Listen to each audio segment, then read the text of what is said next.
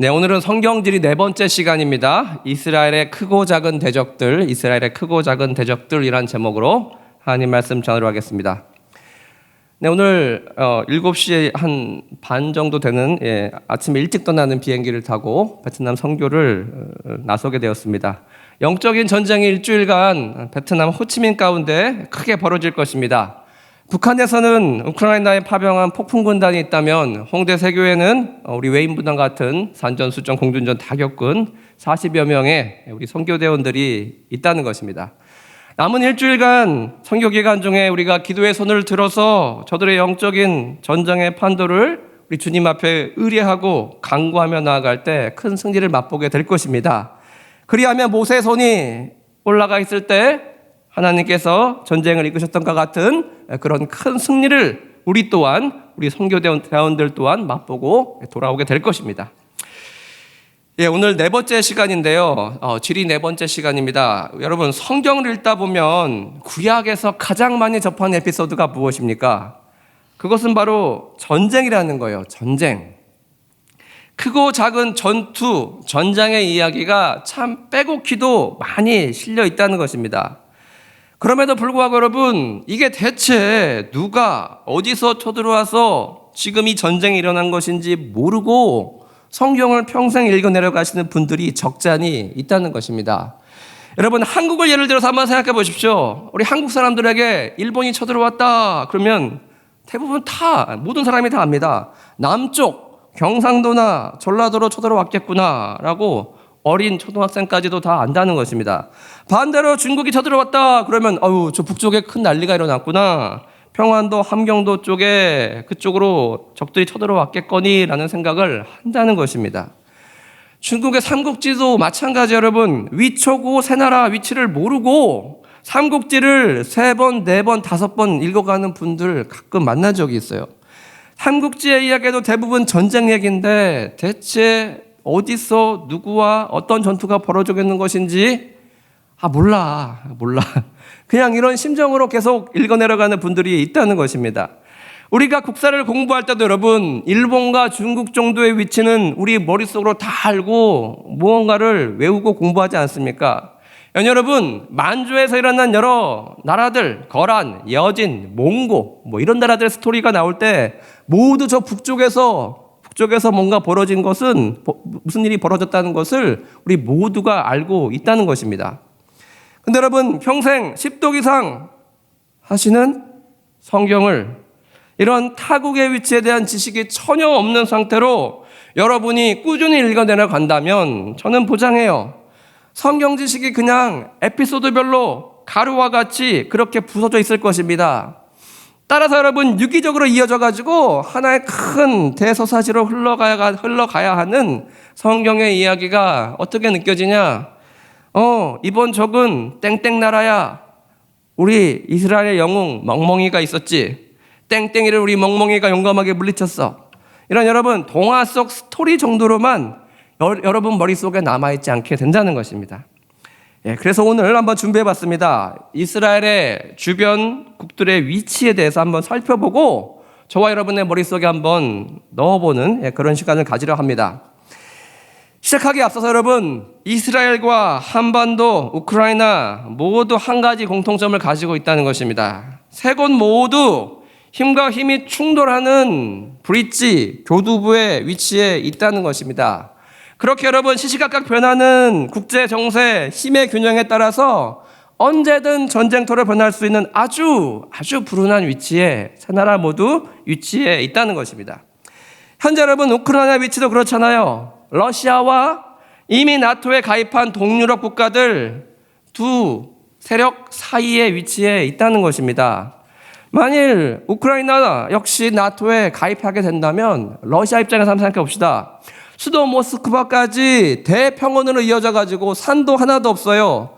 전쟁을 막아줄 방벽이 없기 때문에 행여 러시아가 힘이 부족하다면 그냥 순식간에 모스크바까지 함락당할 그런 위험에 노출되게 된다는 것입니다. 그렇게 러시아 입장에서는요, 이 전쟁을 한번 생각해 보면 미래에 닥칠 큰 위협을 미리 제거하고 싶어서 우크라이나 같은 큰 완충지대가 자신들의 앞마당에 필요한 하다는 것입니다.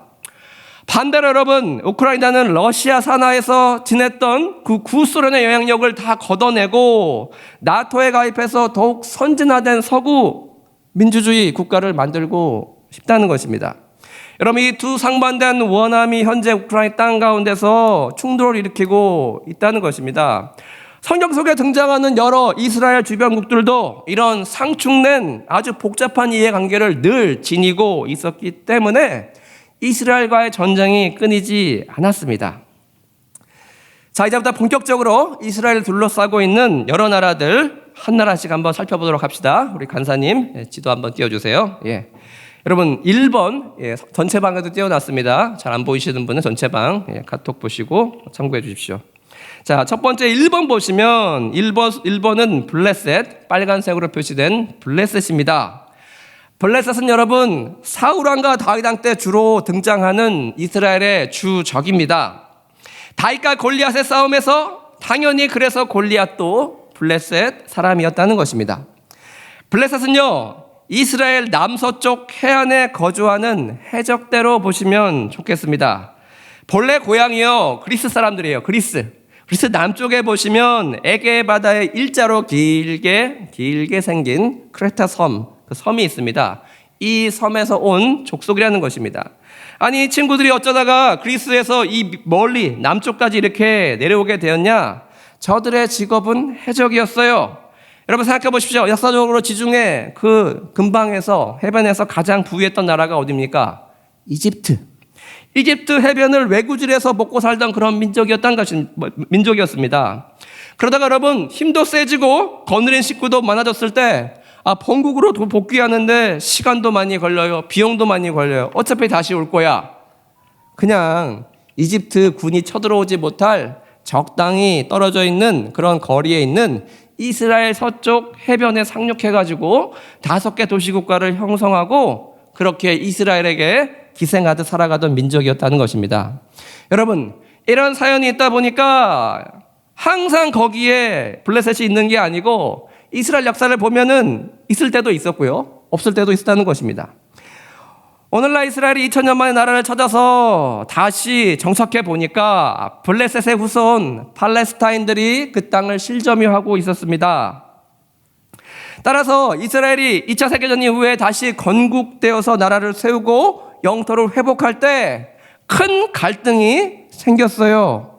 이스라엘은 원래 우리가 살았던 땅이야 라고 주장하는 것이고, 팔레스타인들, 블레셋의 후손들은 2000년 만에 와서 네 땅이라고 주장한 게 어딨어 라고 해서 둘 간의 충돌이 일어나고 있다는 것입니다. 얼마 전 여러분 이스라엘 남부의 하마스가 어떻게 했습니까? 무동력 패러글라이딩을 타고 국경을 넘어서 침투했습니다. 그래서 여러분 이스라엘 국민들을 죽이고 포로로 잡아가는 그런 큰 사건이 벌어졌어요.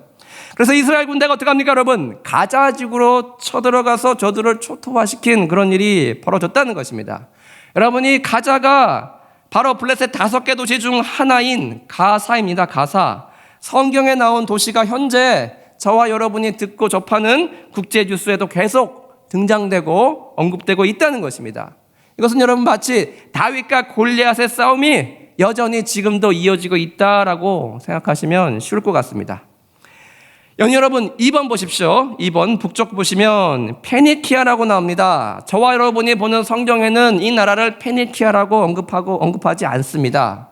그보다는 그 도시를 자세히 보면, 지도를 자세히 보면 두 유명한 도시의 이름이 있는데 그 도시 이름으로 불리는 경우가 참 많다는 것입니다. 여러분 그 도시 이름은 뭐예요? 두로와 시돈입니다. 두로와 시돈. 앞글자만 따서 몇 시? 2시. 2시라고 기억해 두시면 좋겠습니다. 얼마 전 여러분 헤스볼라 지도부를 제거한다는 명목으로 이스라엘 모사드가 뭘 했습니까? 삐삐에 폭탄을 심어가지고 터뜨렸어요. 이 헤스볼라 지도부가 활동하고 있는 지금 레바논이라는 국가가 현대판 두로와 시돈이라는 것입니다. 다시 정리하자면 여러분 헷갈리실 것 같은데 1번 성경에 나오는 두로와 시돈, 2번 우리가 세계사에 배웠던 페니키아, 3번 우리가 알고 있는 레바논, 현재 레바논, 1번, 2번, 3번 모두 같은 곳을 가리키는 표현입니다. 성경에서는요, 1번 명칭 두로와 시돈으로 주로 칭하고 있습니다. 두로와 시돈은 앞에 소개한 블레셋과는 좀 달랐어요. 이스라엘과 사이가 항상 나빴던 것이 아닙니다. 다윗 시절에 두로 왕 히람이 다윗이 성전 지을 재료를 미리 준비해 놓을 때 두로와 시돈의 자랑, 백향목, 지금 레바논 국기 가운데 딱 새겨져 있는 그 나무를 벌목해서 예루살렘으로 보내기도 했다는 것입니다.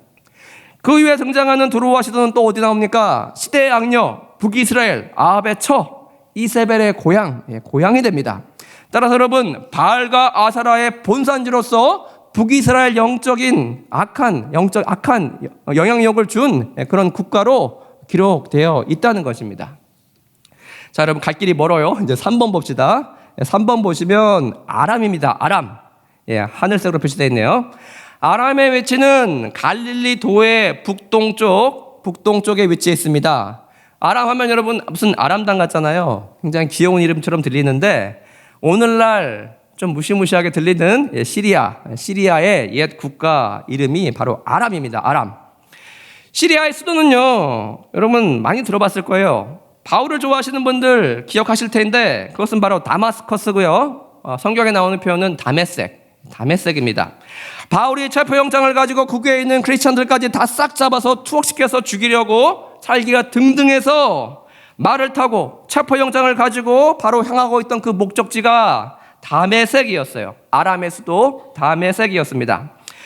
연이어 바울이 3일 만에 눈을 뜨고요, 예수님을 영접해서 이제 완전히 180도 돌아섰습니다. 예수를 핍박하던 자에서 예수를 전파하는 자로 바뀌어가지고 유대인들에게 미움을 사가지고 죽을 운명에 처하게 되자 큰 광주리에 끈을 묶어가지고 성벽을 타고 몰래 내려와서 탈출했던 바로 그 도시의 이름도 시리아 수도 다메섹이었다는 것입니다.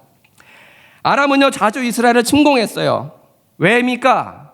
바로 내륙 쪽에 위치해 있었기 때문에 이스라엘의 진인 항구가 늘 탐이 났어요. 해상 무역로를 개척하려는 의지가 늘 강했다고 합니다. 여러분, 아람 하면 또 베나닷 왕이 생각이 납니다. 북이스라엘 아합 왕이 다스리고 있던 시절에 무려 3번이나 그와 전쟁을 벌였습니다. 1차는 베나닷이 쳐들어와서요, 사마리아 성을 포위했었고요. 2차 때는 갈릴리 호수 동편에 있는 아벡을 쳐들어왔었고요. 3차는 이번은 반대예요. 아합이 약속했던 땅을 돌려주지 않는다면서 길르앗 라몬 평원에서 북이스라엘 왕 아합과 전쟁을 벌였던 아람의 왕이라는 것입니다. 여러분, 아람 하면 생각나는 사람이 있습니다. 군대 장관 나아만이 생각이 납니다. 엘리사 선지자에게 나와서 문둥병을 고쳐달라고 요단강에 가서 7번 몸을 씻으라고 했을 때 깨끗이 아기 피부와 같이 낫는 기적을 맛보았던 그 나아만, 그의 국적은 아람이었다는 것입니다. 자, 여러분, 시간이 없으니까 4번으로 넘어가 봅시다. 4번 암몬, 오렌지 색깔입니다. 암몬은 창세기에 소돔과 고모라가 하늘에서 유황불이 내려서 멸망할 때 아브라함의 조카 롯이 근처 산속 동굴에 은신하고 있었습니다. 이때 여러분, 롯의 2딸 중에 작은 딸과 롯 사이에서 태어난 아들로 시작된 나라가 바로 암몬입니다. 암몬의 수도는 라빠고요. 그것은 현재 요르단의 암만입니다. 암만 하면 뭐가 생각나십니까? 우리가 얼마 전에 축구를 2대0으로 졌다가 반대로 복수에 성공한 바로 그 나라입니다. 암만과 관련된 에피소드가 또 나오는데요. 다윗이 왕위에 올랐을 때 평소 이 암몬의 왕과 친했어요. 그분이 죽자 조문단을 꾸려가지고 보냈습니다. 근데 여러분, 암몬에 새롭게 등극한 젊은 왕이 모사들의 말을 듣고 이스라엘 조문단을 스파이로 몹니다. 그래서요, 수염 절반을 깎아버렸고요, 옷에 중동 볼기까지 잘라가지고 엉덩이가 드러나게 해서 그렇게 돌려보낸 적이 있었습니다. 이런 조롱을 당한 다윗이 어떻게 합니까? 요압 장군과 군대를 보내서 암몬을 철저히 응징하고 이스라엘에 복속시키게 되었다는 것입니다. 여러분, 솔로몬 시대 외교적으로 통혼이 진행되었을 때 후궁을 많이 두었었는데 솔로몬의 뒤를 잇는 르호보암의 어머니가 바로 이 나라 출신 암몬 여인 나아마였습니다. 어머니의 이름을 성경에서 2번이나 계속해서 기록한 것을 보면 성경은 그렇게 해석하고 있는 것 같습니다. 르호보암 때 가서 남북으로 나라가 갈리게 되는데, 왜냐? 르호보암은 이 이방 여인 나아마 밑에서 자라서 그런지 선대 왕들인 다윗과 솔로몬과 같이 하나님 앞에 영적으로 잘 서 있지 못했기 때문에 그의 시대에 이런 큰 남북 분단의 아픔을 겪게 되었다는 것입니다. 남북 분열사 전반에 그녀 때문이다라고 이렇게 꼭 나와 있지는 않지만 성경은 은연중에 그녀 이름을 2번이나 기록함으로써 이 발생한 일에 이 분단에 지대한 영향력을 펼쳤던 이가 바로 암몬에서 시집온 나아마였다는 것을 은연중에 그렇게 드러내고 있다는 것입니다.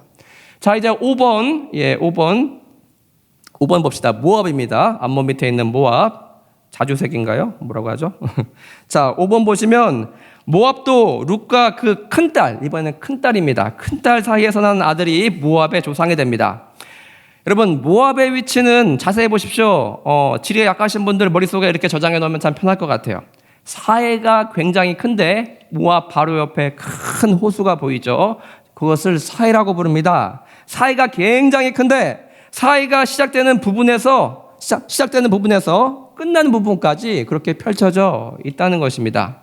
사해 북단과 남단까지 모압의 경계로 보시면 모압이 어디에 위치해 있는지 여러분 기억하시기 참 쉽다는 것입니다. 제가 이렇게 설명드리니까 아니 내가 사해 위치도 모르는데 목사님 그렇게 설명하시면 어떡해요? 반문해 오신다면 제가 할 말이 없어요, 여러분. 사해의 위치와 크기 정도는 평생을 성경을 연구하고 숙고하시는 분이라면 꼭 여러분 머릿속에 잘 저장해 놓으시길 바랍니다. 그래야 모압의 위치도 너무나 쉽게 그냥 사해 옆에 있구나 라고 쉽게 머릿속에 남아있게 된다는 것입니다. 모압은 사사기 3장 12절 보시면 이스라엘 자손이 또 여호와 앞에서 큰 죄악을 행함으로 여호와께서 모압 왕 에글론을 강성하게 해서 이스라엘과 싸우겠다고 합니다. 당시 모압 왕 에글론이 어디까지 점령하고 들어옵니까? 종려나무 성읍 여리고를 점령해서 18년 동안 다스리고 있었다라고 하고 있습니다. 연이 오늘 같이 읽은 본문 보시면 왕하 3장 4에서 5절 보시면 모압 왕 메사는 양을 치는 자라 새끼 왕 10만 마리의 털과 순양 10만 마리의 털을 이스라엘 왕에게 바치더니 아비 죽은 후에 모압 왕이 이스라엘을 배반한지라. 네, 모압이 이스라엘에 복속된 지 40년 만에 이스라엘의 힘이 약해진 틈을 타가지고 독립을 쟁취하려고 들고 일어났다라는 그런 내용이 기록되어 있다는 것입니다. 마지막 여러분, 이스라엘 주변국 마지막 에돔이 있습니다. 에돔은 이삭의 쌍둥이 아들 중에서 첫 번째 에서가 세일산에 가서 살게 됨으로써 그의 후손들이 일궈낸 그런 나라입니다. 에돔이란 단어 자체의 뜻이 불다라는 뜻입니다. 불다. 창세기 25장 30절에 보시면 에서가 동생 야곱에게 붉은 팥죽 한 그릇에 장자권을 판 그 이후에 붙여진 별명이라는 것입니다. 정리하자면 야곱의 후손 이스라엘인이 되고요, 에서의 후손은 에돔인이 되는데 이 둘 간의 전쟁은 예언과 같이 끊이지 않고 계속해서 벌어지게 됩니다. 이들은 이스라엘 역사를 통해서 계속 전쟁을 벌여오다가 결국 남유다가 바벨론에서 멸망될 때 이 싸움이 어느덧 종결되었고요. 이쯤에 에돔은 어떻게 하냐? 유다 남부에 침투합니다. 유다 남부에 침투해서 저들이 신약에 등장하는 이둠의 사람이 되었다는 것입니다. 훗날 신학에 와서 로마가 팔레스타인을 점령해서 다스릴 때 이둠의 티파테르가 로마의 행정관이 되었고요. 그의 아들 우리가 잘 아는 분입니다. 헤롯 대왕에 이르러서는 사마리아와 갈릴리까지 다 통치를 하게 됩니다. 그러나 여러분, AD 70년에 예루살렘이 로마 티토 장군에 의해서 멸망할 때 에돔인의 역사도 같이 끝나게 됩니다. 여러분, 에돔의 위치 노란색으로 표시되어 있는데 잘 보십시오. 어디에 위치하고 있습니까? 유다와 사해와 모압 그 아랫부분 남쪽에 걸쳐서 넓게 자리 잡고 있었다는 것입니다. 여러분, 지금까지 이스라엘 주변국의 위치를 살펴봤는데 이렇게 우리 머릿속에 자주 등장하는 국가들 분포를 알아야 오늘 우리가 같이 읽은 본문 3장 9에서 10절 이 표현이 더 명확하게 우리 머릿속에 들어온다는 것입니다. 9절 보십시오. 이스라엘 왕과 유다 왕과 에돔 왕이 가더니 길을 둘러간 지 7일에 군사와 따라가는 가축을 먹일 물이 없는지라. 이스라엘 왕이 이르되 슬프도다. 여호와께서 이 세 왕을 불러 모아 모압의 손에 넘기려 하신도다 하니. 오늘 이것을 지도에 빗대어 설명드리자면 북이스라엘 왕과 남유다 왕과 저 노란색 표시된 에돔 6번 에돔 왕이 세 나라가 연합해서 어디를 친대요? 5번 모압을 친대요. 모압을 치는데 여러분 저 지도를 보시면 사해를 끼고 있기 때문에 세 나라가 사해 북쪽을 돌아가지고 모압의 북쪽 국경을 칠 수도 있었고요. 사해 남쪽을 돌아서 모압의 남쪽 국경을 칠 수도 있었대요. 근데 여러분 왜 남쪽을 택했냐?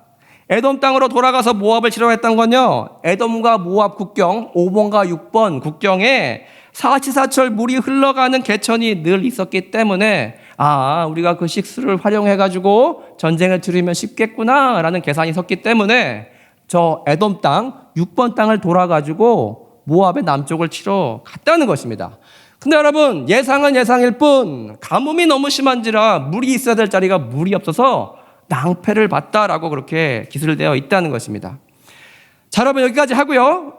구슬이 사마리아도 잘 깨워야 보배가 되는데 6개 나라 위치 여러분 속에 결국 오늘 이 설교를 듣고 남아 있어야 여러분이 정말 성경을 읽을 때 큰 도움이 될 것 같습니다.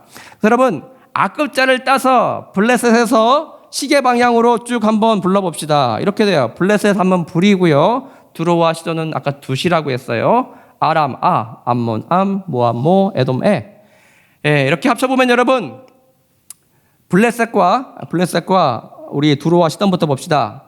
불두시인데 불두시가 되고 반대쪽은 암모에가 돼요. 일단 여러분 이스라엘 땅은 전에 한번 설명드렸습니다. 북에서 남에서 북으로 설명드리자면 큰 박스 3개가 쌓여 있다라고 생각하시면 쉽다고 했어요. 큰 박스 3개가 쌓여 있어요. 맨 밑에가 유다도, 가운데가 사마리아도, 맨 위에가 갈릴리 도예요. 이 3개가 쌓여 있는데 여기서 몸통이 되는 가운데 사마리아 도만 빼고요, 머리와 꼬리가 되는 유다도와 갈릴리도 해변 지역은 다른 나라에 의해서 점령당하고 있었다는 것입니다.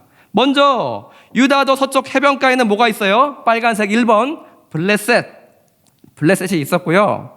갈릴리도 서쪽 해안가로 가면은 두로와 시돈이 자리 잡고 있었다는 것입니다. 여러분 앞서 설명드렸지만 블레셋은요 하마스로 대변되는 가자지구고 두로와 시돈은 헤즈볼라의 근거지가 되는 레바논입니다. 자, 연이어서 여러분 이스라엘 동쪽에 위치한 4개국을 보면 위로부터 아람, 암몬, 모압, 에돔이 있어요. 앞글자만 따서 외워봅시다. 암모에예요. 너무 좋죠. 일자로 쭉 헷갈리지 말라고 잘 나열돼 있어요. 줄 서 있어요. 이거를 어떻게 외우면 잘 기억이 나냐? 저는 이렇게 외워요. 엄마 사랑이 최고지. 엄마 사랑이 최고야. 웃어도 집에 가면 기억나요. 자, 아람과 암몬, 됐어요. 엄마 사랑을 한자로 바꾸면 모예요. 엄마 사랑, 모에, 엄마 사랑이 최고야. 이렇게 외우면 쉽다는 것입니다. 자, 더 쉽게 설명을 드리겠습니다, 여러분. 제가 줄을 권았어요. 줄 보이실지 모르겠어요. 자, 파란색 줄이 펼쳐져 있는데 갈릴리도 옆쪽을 여러분 아람이라고 생각하시면 되고요. 사마리아도 옆쪽을 암몬이라고 생각하시면 되고요. 유다도 옆에 바로 사해가 있고 그 옆에 모압이 있어요. 옆으로 3개국을 채워가면은 암모까지 우리가 위치를 알고 있다는 거예요. 그리고 여러분 그 밑에 뭐가 있다고요? 유다와 사해와 모압 밑에는 에돔이 자리 잡고 있다는 거예요. 자, 여러분 이렇게 주변 6개국을 여러분 머릿속에 늘 기억하고 성경을 읽어내려 간다면 여러분 자주 등장하는 이 국가들, 여러분 머릿속에도 뒤죽박죽 헷갈리는 이 국가들 그 관련된 내용이 나올 때 너무나 더욱더 흥미롭고 생생하게 여러분은 성경을 읽어 내려갈 수 있게 된다는 것입니다. 여러분, 이스라엘 주변국 이야기만 나오면 이거 부록이야. 나는 유다와 이스라엘, 북이스라엘 외에는 그냥 대충 막 읽을 거야. 통도 가실 때 막 넘어가잖아요. 내용 너무 지루하잖아요. 하나님 또 시작하신다. 하나님 또 에돔부터 싹 주변국들 더 한 바퀴 다 돌리신다. 여러분, 그렇게 너무나 어렵고 힘들게 느껴지는 그 이야기들이 이 위치를 기억하시고 읽으면 너무 쉽고 즐겁게 다가오게 될 것입니다. 마지막으로 여러분, 우리 6개 적대국 둘러싸여 있는 이스라엘 보면요, 뭐 같아요? 꼭 저와 여러분의 인생 같아요. 그렇지 않습니까? 우리 주변 6개의 국은요, 늘 우리를 호시탐탐 노리고 있어요. 우리 삶에 바람잘 날 없는 크고 작은 문제들로 그렇게 비유해 볼 수 있겠습니다. 건강의 문제, 재정의 문제, 직장의 문제, 사업의 문제, 가족, 자녀, 입시, 시험 등등 계속해서 종류가 바뀌어가면서 우리 삶 속에 계속해서 파고처럼 찾아오는 그런 시련들, 그런 전쟁들이라고 할 수 있겠습니다. 여러분, 이 수많은 문제점들, 침공을 우리는 어떻게 막아내고 이겨내고 견뎌내고 물리쳐낼 수 있겠습니까? 그것은 바로 여러분, 이스라엘의 역사와 똑같아요. 하나님을 순전하게 의지하고 그렇게 나아갔을 때 우리의 대적은 작아지고 우리의 문제는 작아지고 대적의 전리품까지 반대로 우리가 차지하게 되는 영광과 큰 승리를 맛보게 될 것입니다. 반대로 여러분, 우리가 하나님을 의지하며 적어져갈 때, 하나님과의 끈이 옅어져갈 때 우리의 삶은 여러 가지 문제로, 다양한 적국의 침공으로 어지러워질 것입니다. 대적 마귀가 보낸 문제들이 우리를 압도하면서 우리는 그것에 눌려 볼모가 되어 정말 비참한 삶을 살게 될 것입니다. 여러분, 어떤 삶을 살기를 원하십니까? 문제는 언제나 있기 때문에 이 문제를 넘어서는 그런 승리의 삶을 살기를 여러분 원하지 않으십니까? 부디 여러분, 수많은 문제들의 연합에 우겨쌈을 당할지라도 전혀 눌리거나 흔들리거나 마음이 어려워지는 그렇지 않는 여러분 되시길 바랍니다. 부디 우리의 영혼을 파멸시키려 호시탐탐 우리의 연약한 부분을 노리는 적 악의 침투에 맞서서 우리의 대장 되시는 예수님을 잘 따라가서 그분의 진두주의 가운데 늘 승리하고 싸워나가는 여러분들 되시길 바랍니다. 오늘 본문 보시면 여러분, 물이 없어 절망할 때 여호사밧은 어떻게 제안합니까? 여기에 하나님께 하나님의 말씀을 물을 자가 없느냐라고 찾고 있지 않습니까? 하나님을 의뢰하고 의지하고 나아갔을 때 하나님께서 우리의 어려움을 들으시고 우리에게 필요한 물을 공급해 주심으로 승리했던 역사를 바라보게 됩니다. 동일한 역전이, 승리가 우리 삶 가운데 흘러넘치게 임하게 되길 주님의 이름으로 축원드립니다. 우리 다 같이 한번 마귀들과 싸울지라 찬양하고 기도하시겠습니다.